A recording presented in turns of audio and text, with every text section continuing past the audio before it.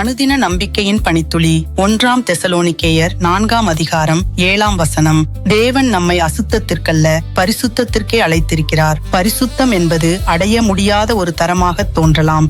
ஆனால் பரிசுத்தத்திற்கான தேவனுடைய அழைப்பு என்பது பரிபூரணத்திற்கான ஒரு கோரிக்கை அல்ல, அது ஒரு மாற்றத்திற்கான அழைப்பு. அவர் நம்மை ஒரு கடுமையான நியாயாதிபதியாக அழைக்கவில்லை, மாறாக அவருடைய நன்மை, நேர்மை மற்றும் கிருபையை நாம் பிரதிபலிக்க விரும்பும் ஒரு அன்பான தந்தையாகவே அழைக்கிறார். பரிசுத்த வாழ்க்கை என்பது தேவனுடைய அன்பு நமது குணத்தையும் நமது விருப்பங்களையும் நமது செயல்களையும் வடிவமைக்க அனுமதிப்பதாகும். நாம் தடுமாறும் போது தேவனுடைய கிருபை நம்மை நிலைப்படுத்துகிறது. நாம் நிச்சயமற்ற நிலையில் இருக்கும் போது அவருடைய ஆவியானவர் ஞானத்தை தருகிறார். நம் வாழ்க்கையின் ஒவ்வொரு பருவத்திலும் அவருடைய ஒளியை பிரதிபலிக்க நம்மை அழைக்கிறார்.